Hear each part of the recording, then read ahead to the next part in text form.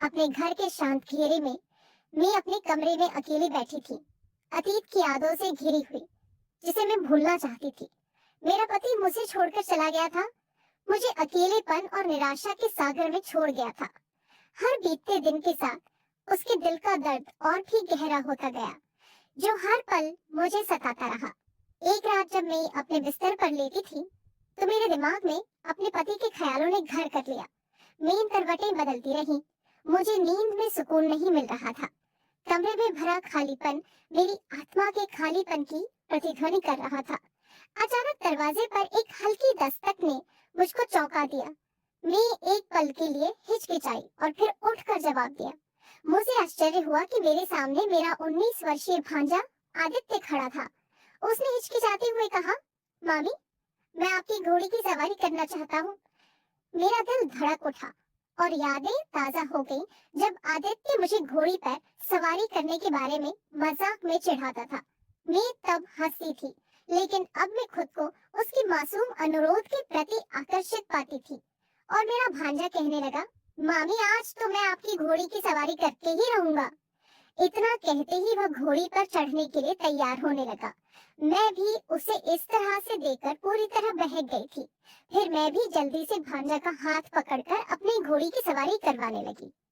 वह पूरे जोश के साथ मेरी घोड़ी को, मेरा नाम आशा ही ने एक खूबसूरत युवती थी। मेरी आंखों में कई सारे सपने और दिल में उम्मीद थी। एक साधारण परिवार से होने के कारण मैं हमेशा अपने जीवन में प्यार और खुशी की चाहत रखती थी।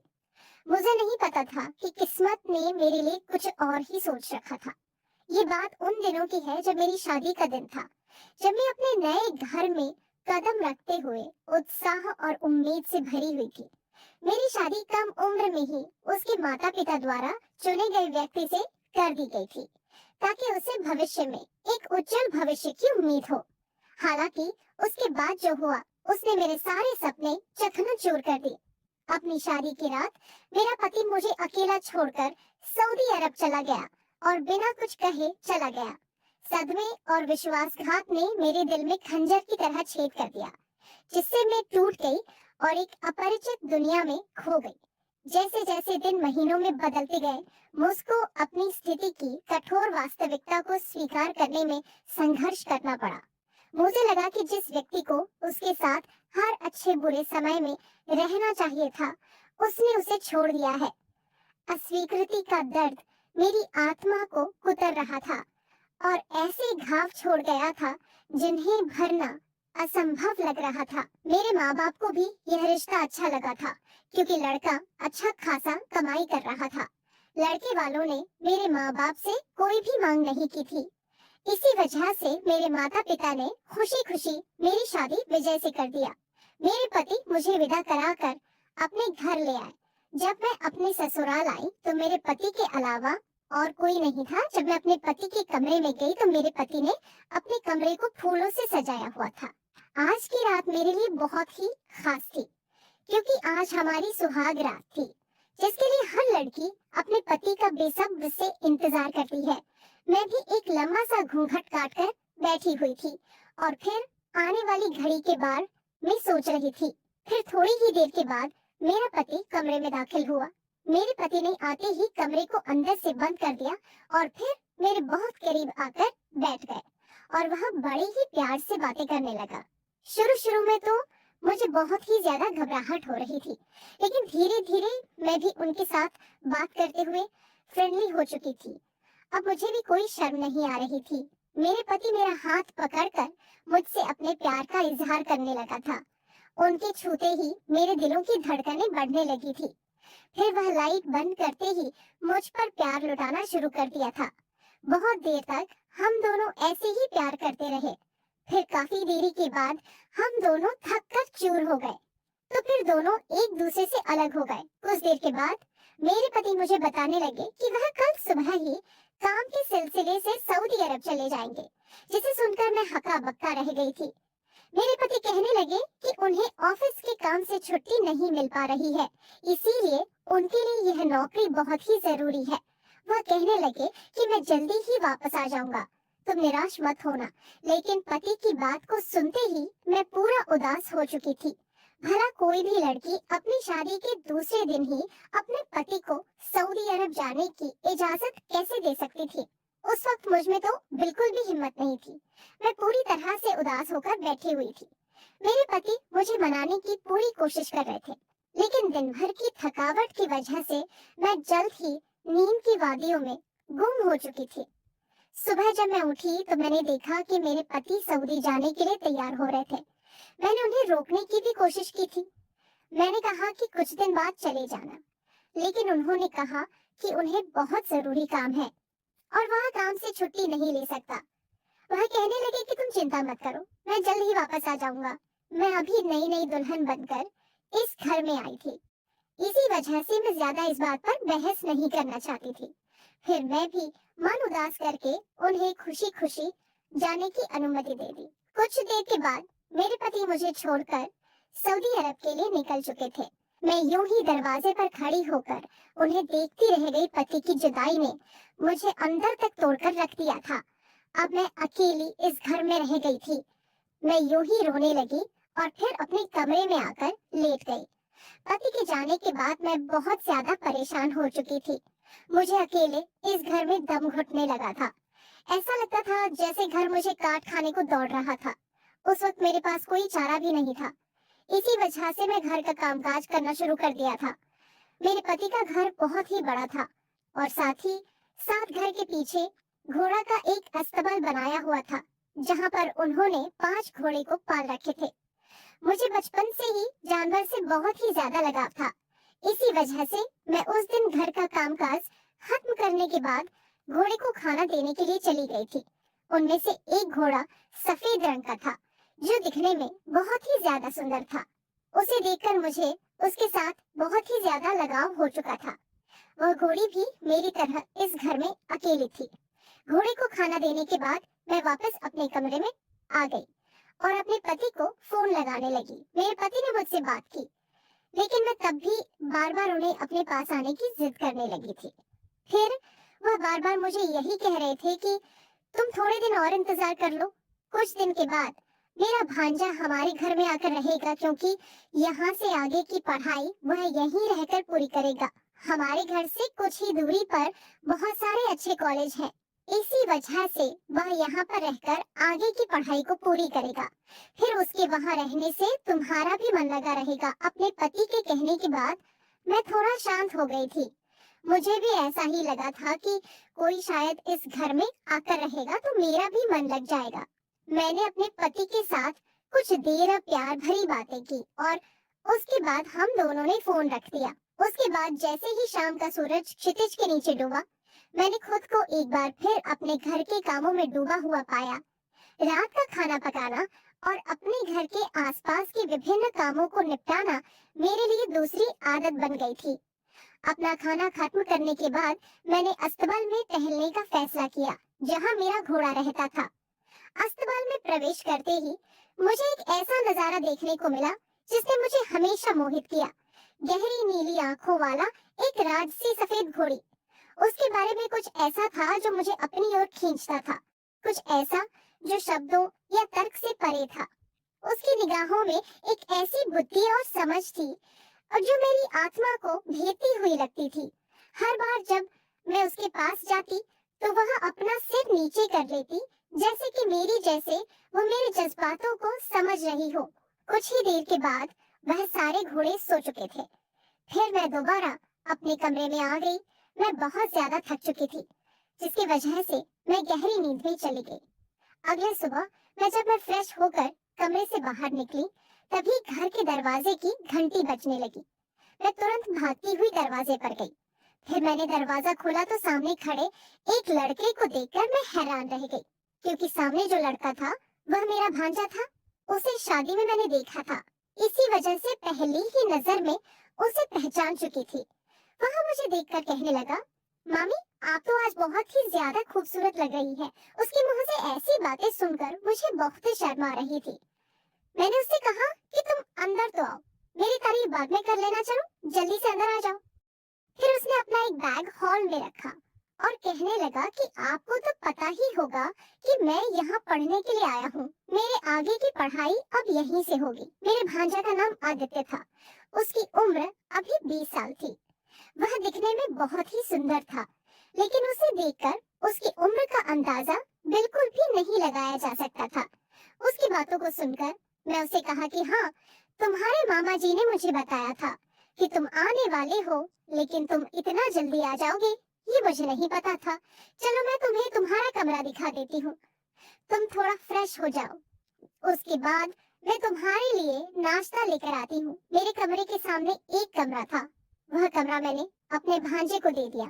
मैंने अपने भांजे को उसके नए कमरे की चाबियां सौंप दी। उसकी आंखों में उत्साह और कृतज्ञता के भाव ने मेरे दिल को खुश कर दिया। अब से तुम इसी कमरे में रहोगे, मैंने मुस्कुराते हुए कहा, ये जानते हुए कि वह पहले इस कमरे की कितनी प्रशंसा करता था। फ्रेश होने के बाद वह कमरे से बाहर चला गया। मैंने उसके लिए नाश्ता बनाने का फैसला किया और रसोई में चली गई। जब मैंने स्वादिष्ट भोजन तैयार किया तो मेरे दिमाग में यह विचार भर गया कि वह कितना खुश होगा। भोजन की ट्रे लेकर उसके कमरे में वापस लौटी तो मैंने पाया कि वह बिस्तर पर बैठा हुआ अपने फोन में खोया हुआ था। जब उसने मुझे अंदर आते देखा तो उसकी गहरी एकाग्रता टूट गई। उसके हाथ लड़खड़ा गए और फोन उसके हाथ से फिसल गया। मैं उसकी अनाड़ीपन पर हंसी और उसे भोजन की प्लेट थमा दी। उसने भोजन करना शुरू किया और भोजन के लिए मेरी तारीफों की बौछार कर दी। उसके शब्द मेरे कानों में संगीत की तरह थे, जिससे मैं थोड़ा शर्मा गई। जब हम वहां बैठकर साथ में भोजन का आनंद ले रहे थे तो मैं खुद को संतुष्ट महसूस किए बिना नहीं रह सकी। मुझे नहीं पता था कि यह साधारण पल हमारे बीच किसी खूबसूरत चीज की शुरुआत का प्रतीक होगा। एक ऐसा अनकहा बंधन जो सिर्फ पारिवारिक संबंधों से परे था। कुछ देर बाद मैं आराम किया। उसके बाद घोड़े के अस्तबल में जाकर उसे चारा देने लगी। आज जो मेरे सफेद रंग की घोड़ी थी वह बहुत ही ज्यादा उछल रही थी।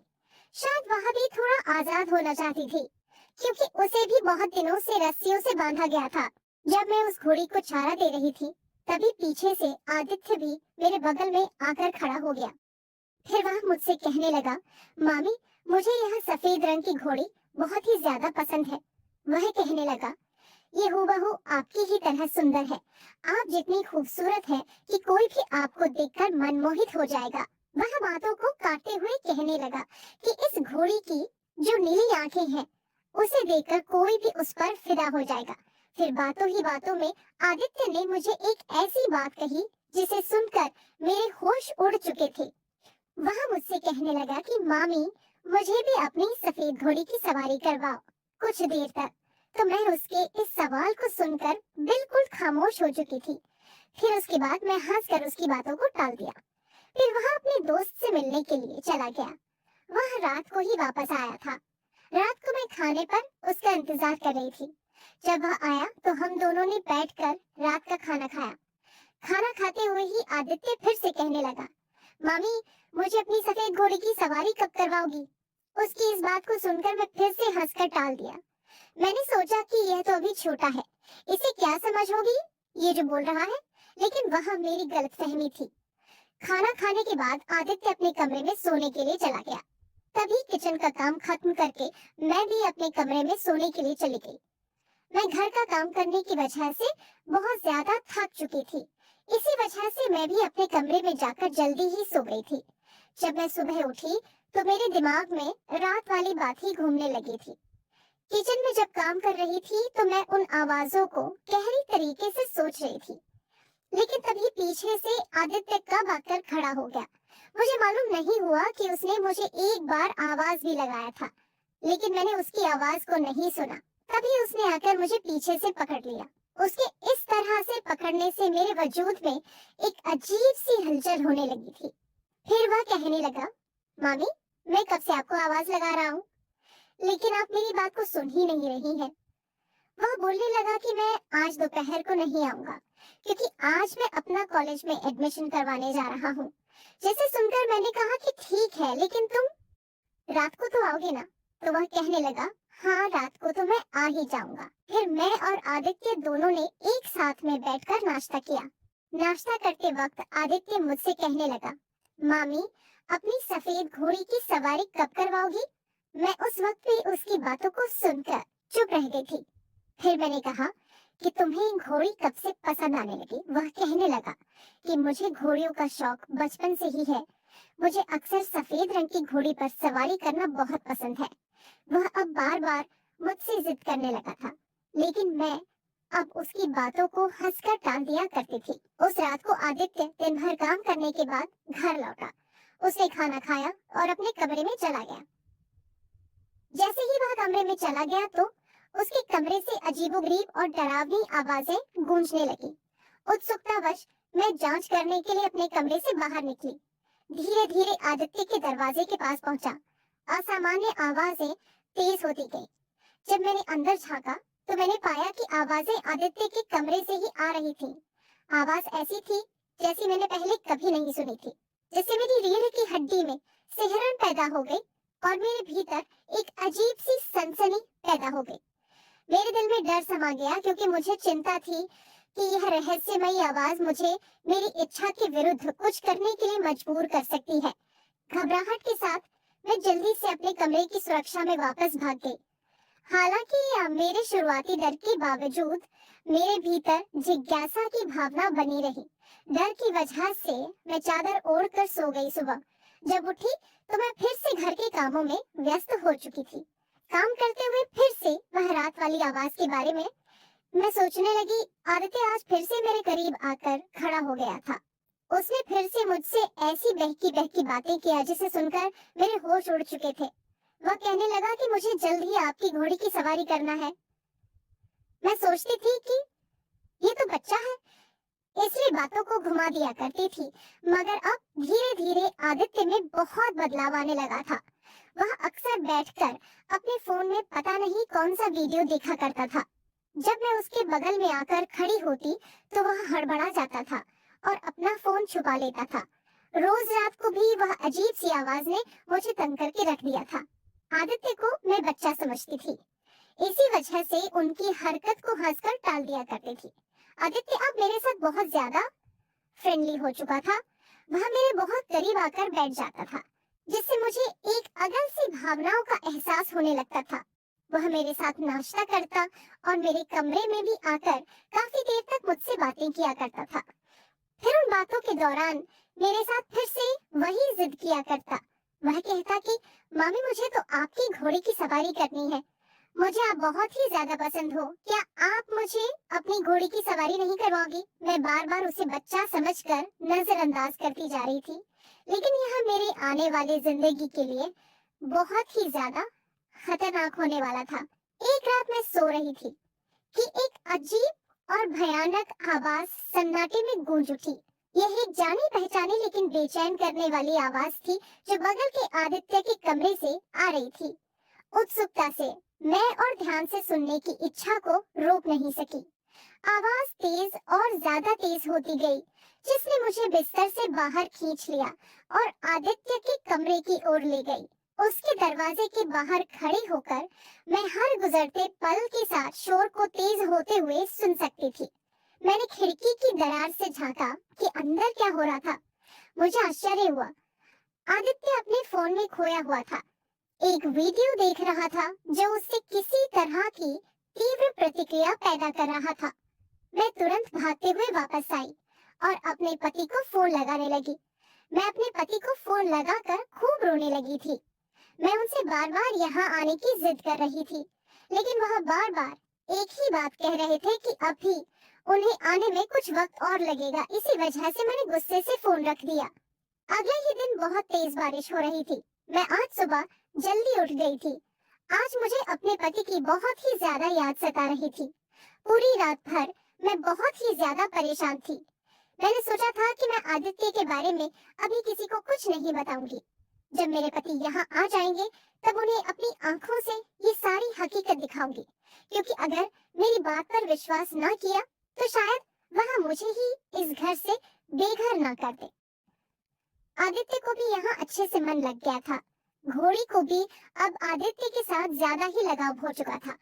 यह सब मैं दूर से ही देख रही थी, तभी मैं सोचने लगी कि यह रोज रोज मुझसे जिद किया करता है कि उसे सफेद घोड़े की सवारी करनी है।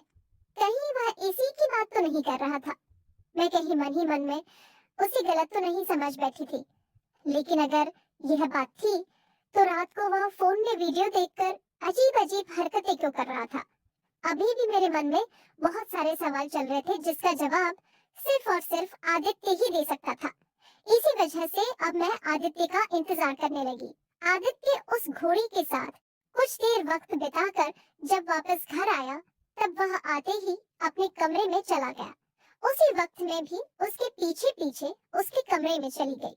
मैंने तुरंत कमरे में जाते ही दरवाजे को अंदर से बंद कर दिया। आदित्य मुझे दरवाजा बंद करता देखकर हैरान हो चुका था। फिर वह कहने लगा कि मामी, आप इतनी जल्दी उठ गई थी। मैंने कहा, क्यों? तुम मुझे इस तरह देखकर हैरान हो गए हो? क्या तुम नहीं चाहते थे कि मैं तुम्हारे पास आऊं? मैं आदित्य से बहकी बहकी बातें करने लगी। वह मेरी बातों को अच्छे से समझ चुका था। वह फौरन से कहने लगा कि मेरा ऐसा कोई मतलब नहीं था। मैंने कहा, फिर कैसा मतलब था? तुम तो रोज मुझे कहते थे कि तुम्हें सफेद घोड़े की सवारी करनी है। तो वह मुझसे कहने लगा कि जी मामी, मैंने कहा तो था। मैंने कहा, तो क्या तुम अस्तबल में जो सफेद रंग की घोड़ी थी उसकी बात कर रहे थे? वह कहने लगा कि हाँ मामी, क्योंकि मुझे वह सफेद रंग की घोड़ी बहुत ही पसंद है। हमेशा से ही घोड़ों से लगाव रहा है, खासकर एक खूबसूरत सफेद घोड़े से जिसने बचपन से ही मेरा दिल जीत लिया था। बड़े होते हुए मैं अपनी दादी के घर जाता था, जहां उसके पास कई घोड़े थे, और मैं उत्सुकता से उन पर सवार होकर विशाल ग्रामीण इलाकों में घूमता था। एक दुर्भाग्यपूर्ण दिन, सफेद घोड़े पर सवार होते समय मैं गिर गया और मेरा पैर टूट गया। उस क्षण से ये अंदाजा था, मेरे परिवार वालों ने फिर से दुर्घटना के डर से घोड़ों के पास जाने से मना कर दिया। उनकी चेतावनियों के बावजूद मेरा इन राजसी जीवों के प्रति प्रेम कभी कम नहीं हुआ। मैंने कहा कि फिर तुम कैसे उस घोड़ी की सवारी कर रहे थे? वह घोड़ी भी तुम्हारी बात को अच्छे से समझ रही थी। वह कहने लगा, वह इस वजह से क्योंकि मैं रात को घोड़े को समझाने की वीडियो देखा करता था। उसकी सवारी कैसे करते हैं उसका तरीका भी समझ रहा था। जब मैं आदित्य के मुंह से ये सारी बातों को सुना, तो मुझे अपनी गलती का एहसास होने लगा था। मुझे अपने आप पर बहुत ही शर्मिंदगी महसूस होने लगी थी। मैं उसे गलत समझ बैठी थी, लेकिन वह तो बहुत ही अच्छा लड़का था। उसे भी मेरी तरह जानवरों से बहुत ही मोहब्बत थी। मैं उसे गलत समझ बैठी थी। अगर एक बार मैं उससे इस बारे में बात कर लेती, तो शायद सच का सामना पहले ही आ जाती। फिर हम दोनों ने बैठकर कुछ देर तक एक दूसरे से बातचीत करने लगे। उस बातचीत के दौरान ही मुझे घर की दरवाजे की घंटी सुनाई देने लगी। मैं तुरंत भागती हुई घर का दरवाजा खोलने चली गई। जैसे ही मैंने दरवाजा खोला, मेरा दिल धड़क उठा। मेरे सामने मेरे पति खड़े थे। उनकी आंखें खुशी और उत्साह से भरी हुई थीं। उन्होंने आज मुझे चौंका दिया था और मैं पूरी तरह से हैरान थी। उन्होंने कहा, तुम इतना आग्रह करती रही और मैं समझता हूँ कि तुम्हारी नई नई शादी हुई है। शादी के दूसरे दिन एक महिला के लिए अपने पति से दूर रहना मुश्किल होगा। वह सिर्फ मेरे साथ रहने के लिए काम से जल्दी वापस आ गया था। मैं उसकी विचारशीलता से बहुत खुश थी। वह कहने लगी, अपना काम जल्दी से निपटाया है और सिर्फ तुम्हारे लिए घर वापस आया हूँ। मैं अब यहीं से काम करना शुरू करूंगा। उसने मुस्कुराते हुए कहा। मैं उसके प्यार और देखभाल से अभिभूत थी। उस रात उसने मुझ पर पहले से कहीं ज्यादा स्नेह बरसाया, जिससे मुझे लगा कि मैं उसे प्यार करती हूँ। ऐसे ही पलों ने मुझे एहसास कराया कि मैं कितनी भाग्यशाली हूँ कि उसे मेरे जीवन का साथी मिला है। और जब हम उस रात एक दूसरे को गले लगाए, तो मुझे पता था कि हमारा प्यार हर गुजरते दिन के साथ और भी मजबूत होता जाएगा। वह सारी खुशियां मुझे मिल गई थी जो एक पत्नी को अपने पति से चाहिए होती है। उस एक रात में मेरे पति ने मुझसे कई बार प्यार किया था, जिससे मैं पूरी तरह से खुश हो गई थी। मैं भी इस प्यार के लिए कब से तरस रही थी। आज जब मुझे इतना प्यार मिला था, तो मेरी खुशी का ठिकाना नहीं था। दोस्तों, हर रिश्ते की अपनी सीमाएं हैं, जिनका हर कीमत पर सम्मान किया जाना चाहिए। और जबकि समय घावों को भर सकता है, कुछ निशान इतने गहरे होते हैं कि कभी पूरी तरह से मिट नहीं सकते। दोस्तों, आपकी एक गलती आपके रिश्ते को बर्बाद कर सकती है। यह कहानी आपको कैसी लगी, हमें कमेंट में जरूर बताएं। यदि आपने अभी तक हमारा चैनल सब्सक्राइब नहीं किया है, तो चैनल को सब्सक्राइब करके बेल आइकन को जरूर दबाएं। धन्यवाद।